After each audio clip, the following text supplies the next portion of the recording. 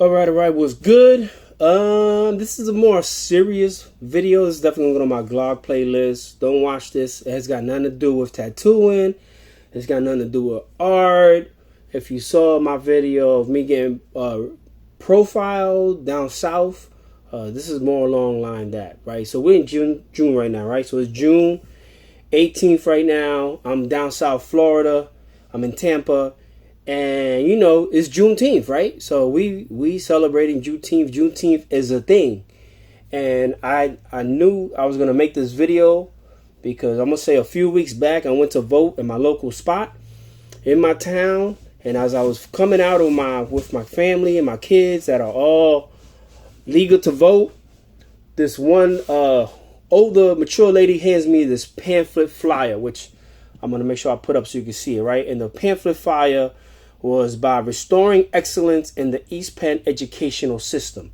And she's like, just take the pamphlet and read it. And on this bold writing says, know the facts about critical race theory in East Penn School District. So I am bilingual. My kids are not. So when I seen this critical race theory, and I know it's almost like a cliche or a word that you say now, it'd be like no cap or whatever. You know, it's the trending word right now that people use to get you excited. I read it and I couldn't believe it. It says, why should you care? How is it implemented? What does it teach? How can you protect your children? And I started reading through this flyer and I never seen such propaganda. And I was offended. I'm not going to lie. It bothered me for days when I read it. And I was like, why would this lady give this to me? Like, my kids have dark hair. They do not blend into this neighborhood. Horrible moments. So when I read this and I'm like, school already is terrible for my kids. My kids have already been scarred with the East Penn school districts. And you want to talk about critical race theory? So they were having a meeting Tuesday, June 7th at 6:30 p.m. in a memorial hall. And I was like, you know what? I'm going to meditate about it. I'm going to talk to my therapist about it. But I'm going to be there because I know the experience my kids went through. So regardless what I'm rambling, but let me just get right to the point. So since I moved my kids to Lehigh Valley, we never felt like immigrants until we moved to the Lehigh Valley. So my kids have gotten less education just for their last name and have been pulled out of regular classes and got put into ESL classes. So if you don't know what that means English is a second language. So you're taking my kids that don't speak Spanish and you're pulling them out of regular class. This is all in elementary schools and then in the middle schools as well. And they pulled them out and put them into these classes, even though they didn't speak the language. And it literally took 2 or 3 months to get them out of there. So you already stereotype my kids. My blonde hair, blue eyed son was called the wetback Mexican who let you over the border. And he's taller than me, so he's average height. I ain't average height. He is. So that's the experiences we had. We had a kid and it went viral. And I'll make sure I put the clip in it. That was trick-or-treating in my neighborhood in blackface rocking a Confederate flag. So this is before critical race theory was a thing. So whatever East Penn is doing or just whatever Middle America is doing, it's not working because you're breeding this shit. Yeah, so if you don't know what blackface is, then do your homework. That's not funny. It's just unacceptable. And if you're rocking the Confederate flag while you're doing blackface, then don't tell me that shit ain't racist because it's racist. You go fuck yourselves. And then I had a teacher in my kid's charter high school asked my daughter in front of everybody if she had her rice and beans for breakfast. So critical race theory can't hurt what's already fucked up. If anything, it might help kind of soften the blow of the amount of racism we're breeding, okay? Yeah. So I'm going to tell you what this meeting was about because I took notes and I couldn't believe that this is what a lot of you believe, if you believe it. And this is scary and it was wild. So 68 people showed up to this meeting that had no advertising but this little flyer. And if you ever been to a gun show or a Trump rally, that's what the parking lot looked like. So a lot of pro-Trump, a lot of Second Amendment. Somebody had a sign on the back of their car, don't broom in my classroom, which I don't know what that means, but I'm sure it's some code like Byron, which we all know is trending now. So I get there and I'm literally the only person of color. And, you know, yeah, my skin is light tone, but, you know, my first name is Latino. My last name is kind of European, but it's very common Latino. So I'm the only person of color outside of one Asian kid. And fuck it, I'm going to say it. He was probably adopted. He was probably adopted because I see Asian parents. So I get there and there's 68 people, including myself. The news is there. And I feel because the news was there, the rhetoric was not what matched this flyer, right? So I'm going to go into my notes, right? So when I got there, it started promptly. This young lady named, you know what? I'm just going to call everybody Karen because I ain't trying to put nobody on blast. But this young lady named Karen, straight that went to East Penn High School, was just randomly talking some gibberish about Cuba, China, Venezuela, and communism. And did you know? And did you know? And did you know that people can't eat? And did you know that we have immigrated families here from Venezuela that don't have food? And did you know that America is great? And did you know? And I'm like, what the flip does this have to do with critical race theory? All right, whatever. I'll let her talk. Then the second speaker, I'm going to call him Male Karen, 66-year-old man, started talking about how he decided to look at the math scores in the East Penn School District. And that back in 2012, it was 54% of kids passing. And then he didn't bother to measure. He didn't bother to measure the rest of the years. But he decided to look at 2019, which is kind of before COVID. Right before the whole COVID shit hit. And that the math scores were down to 43%. And that in 2012, there had been 33 board meetings. And there wasn't one single mention on math. In the back of my mind, I'm like, what does this have to do with critical race theory? Because you put out this, I'm going to say it, this propaganda about don't white shame. White shaming is wrong. LGBT is corrupting our children. That we're teaching about race. Don't teach about race. You're just making everybody more racist. All this jibber jabber. So I'm waiting. So this man spoke about math scores. He said that was the number one thing he wanted to talk. He had 3 points to touch. Then he had a second speaker. And this speaker, let's call him Karen number 2, is a male guy that lives in my neighborhood who started off with saying that he employed 13 kids.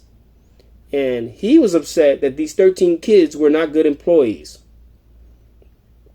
So if you're raising your kids to be employees, then that's on you. But he was just complaining that the kids didn't know how to do basic math, that they didn't want to come to work, that they would call out, that they just care about their friends, that they don't have driver's licenses, they don't know how to write a check, they don't know how to sign their own signature. No school's teaching penmanship anymore. None. They're not teaching script. That's a dying breed. Like, hello, everything's digital. But he's complaining about that. He's complaining that they don't know how to sign a check or write a check, and that they can't do basic math, and that they're very irresponsible. In the back of my mind, I'm like, what the fuck does that have to do with critical race theory? Why am I listening to you bitch about your employees? And that if he's lucky, or if the kids are lucky enough, and they stay employed with him between 18 years old to 22, that they'll learn some basic math skills with him. So God bless him, right? So nice guy, helping everybody out. And he was also complaining about that he has to pay these kids $28 an hour, but he's only getting $60 an hour work. So that was it. Kids don't want to learn. He just complained the whole time. Like, it was a pity party. Like, pity. And the light, just turn on the lights, because everybody was just complaining. And they were like, woe is me, woe is me. Mind you, the first Karen is 66 years old, and he ain't got no kids in the school district. This Karen, he ain't got no kids in the school district, but he don't like the employees that he's getting out of the district. He's just complaining about it. Then the third concern came out, and it was that the schools have left their lane. This was the third point. Keep in mind, I felt like this conversation would have gone a different direction if the news wasn't there. So 69, which is the equivalent to Fox News, was there recording it. I don't know if it ever aired. They were saying the schools have left their lane. Very smart, though. I'm going to say something about this. Like, this community, or in general, people who feel threatened, know how to organize. They're like, we vote people in and we vote people out. We got to vote people that share our values. And the schools should only be teaching science, math, and English. That's it. Keep everything else out. So, that being said, I've experienced nothing but racism through adults, kids. My kids have experienced it. So that's what's happening when you already keep education out. You're making kids of color feel like they don't have a history. Like, we didn't build this fucking country. Like, we don't have values. Like, we don't got our own strong heritage. None of that. So keep going where we're going, this is why the country's so divided. And I'm not trying to divide, I'm trying to build a bridge, but I'm just saying, this was his point. And then he barely touched, he said the controversial critical race theories are just political things to try to separate our children, that we shouldn't be teaching morality in the school. It should only be math, English, and science. So me having kids in the schools, I've already had 5 kids in the school system. I got 2 more about to come in, which I'm probably going to go cyber or try to find some kind of charter, because it is terrible what kids are going through. And when parents don't know their rights, their kids get subjected to a lot of things, like getting left back or treated less than. Or if a teacher feels like, well, he's minority, he just needs a therapist, or he needs to be on prescription, because that happens a lot. And parents thinking that they're teachers and they're professionals, that they know better, but they don't. They don't know better. They're just trying to make their own job easier. So the Karen number 1 ended up wrapping up the meeting talking about that he knows 4 families that are leaving the Lehigh Valley because of low math scores. I'm going to repeat. That first Karen is 66 years old, and these peers of his are probably in their 60s, and you really think they're leaving because critical race theory is being taught in the school? Or are they leaving because the market is a seller's market and you're going to get way more money than you ever would have gotten for your house? I don't know. You figure it out. But I was pretty shocked. There were some parents that jumped in. The meeting was pretty well controlled. And some parents jumped in complaining about kids with special needs not getting attention. Another parent, not even a parent, a great-great-grandfather was complaining that as a teacher, he would have to wait for parents to show up at parent-teacher conference, and they never showed up. I'm like, what the flip does that have to do with critical race theory? Nothing. I just couldn't believe the nonsense, what was being pushed. But people really believe that. People really believe that. Another parent said, why don't they give parents 5 points towards their kids' report card for showing up to parent-teacher conference? What's that got to do with critical race theory? Absolutely nothing. So I just wanted to share this with y'all. You ain't got to listen to it, whatever. This ain't the end of it for me. I'm definitely going to probably reach out to the East Penn School District and just let them know, like, hey, this is how y'all traumatize my kids. And anytime I've talked to any kid of color who's been in my neighborhood or gone to our school system, they all say the same thing. School's mad racist and you can't speak up. And people shelter it because they're children. No, this is being taught. And everything these people are complaining about, this is taught at home. This is called parenting. So if you're a parent and your kid is dumb in math, then it's up to you to get your kid more help. You're going to bitch and complain about the school system? It's your job as a parent. Your job as a parent to make sure your kids respect all cultures, all colors, all races, without, just saying, hey, you shaming me for being white. If your kid goes to school in my area, odds are they're going to be outnumbered. I'll mention the school my kids went to, Charter Arts High School. There's 33 teachers. There was one 60-something-year-old black teacher, and there was one 58-year-old Latin teacher. So 31 teachers are white. 60% of the school is minority. If you don't understand how that impacts kids, and teachers are not going to relate, or they're going to say insensitive comments like, did you have your rice and beans? And then they're going to hide that teacher from you. Then, yeah, there's something wrong with this country. There's something wrong with this message. We need to stop the BS and just come down to the fact that we're all humans. We need to respect each other and listen. So I went to listen.